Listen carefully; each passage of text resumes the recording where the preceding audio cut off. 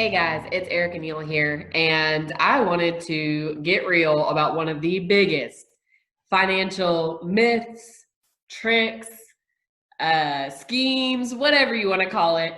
And it's something that I think most people are already, if they're not aware of it, they are skeptical or suspicious, I think is the word.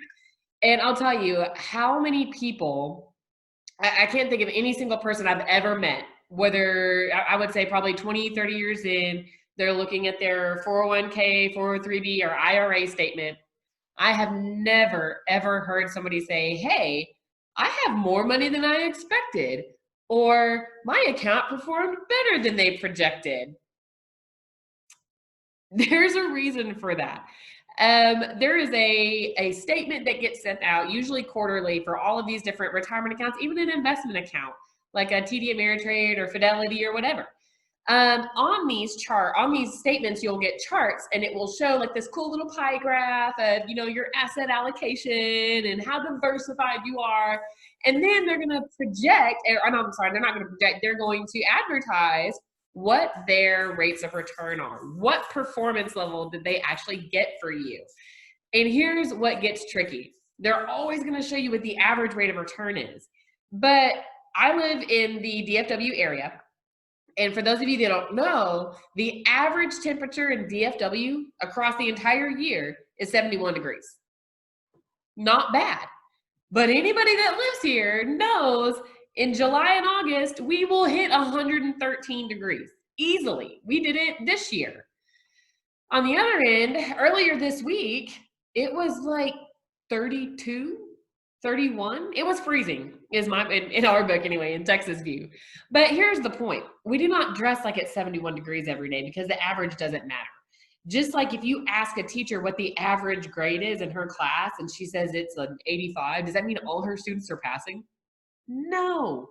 So it's just one of those things that, across our lives, we don't use the average to really give us the answer or the truth to anything, except for our finances for some reason. Why are we so reliant on the average rate of return? So again, let's get real about how these numbers are calculated and how they actually impact you, your finances, and really your foundation for being able to be independent. So we're going to take a look. Okay. So I took the last 30 years of the market performance and looked, so it's 1989 to 2019. And over the last 30 years, these are the different indices that are out there with dividends, without dividends. You can do bonds, US government bonds, whatever. But there are, not to name names, there are financial gurus out there that'll tell you, hey, put your money in mutual funds because you're going to get an average of 12% every year and it's all going to be happily ever after. Thanks, man. And here's where he's getting that information. If we look from 1989 to 2019, the S&P with dividends got a 12% average rate of return. Now, let's look at, if we were to go to this person's website or whatever, if we look at any normal financial calculator, we can put in 30 years where we get an average of 12%, meaning if we say, let's just say we save $10,000 a year for 30 years straight, we're a good saver. What this calculator or what these projections would tell somebody is when you retire in 30 years after being a good steward and doing what you were told to do, you will have $2.7 million. Congratulations, you're a millionaire, okay? But, I use the example of, average temperature in DFW being 71 degrees. It's not 71 degrees every day. And if this is true, if this is how money really works, then why isn't everybody in retirement a millionaire? Why are we in this retirement crisis of people having to work longer, people coming out of retirement, people having to move in with their children because they can't afford basic life, right? And there's a retirement crisis and we are in the midst of it.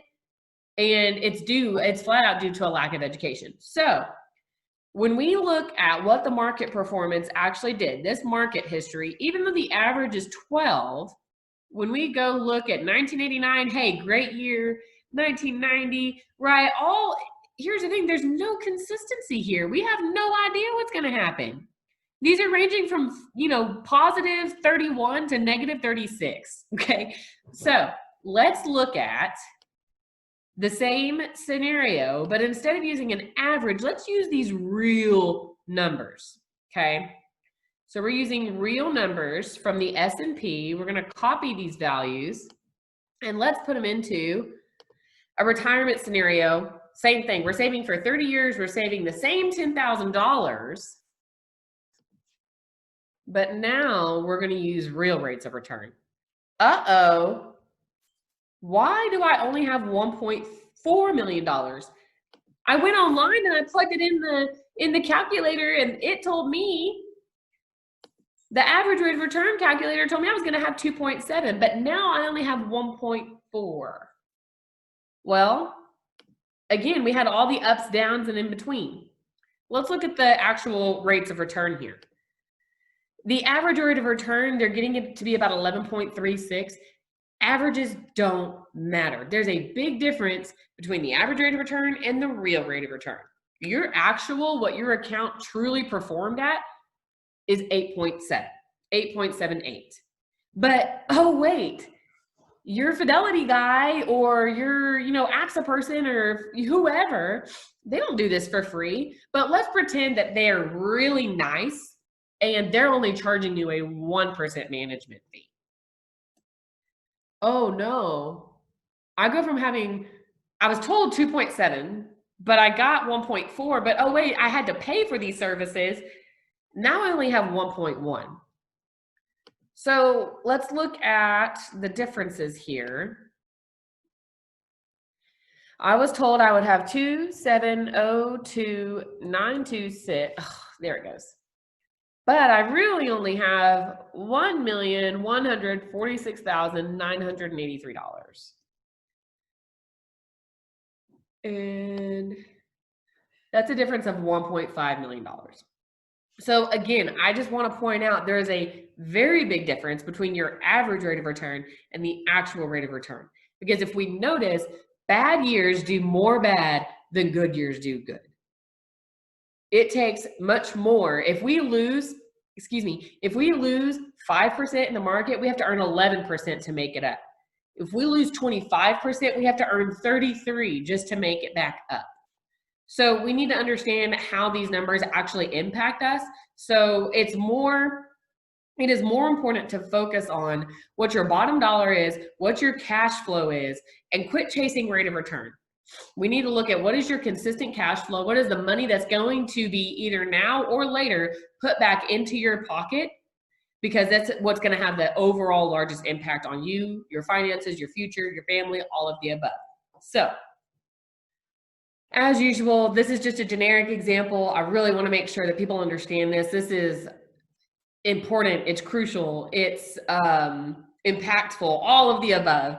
If you have questions on your situation, your family situation, or you just want to get a better idea of how this applies to you and you want an overview of your account that you have elsewhere, I do reviews of old accounts all the time.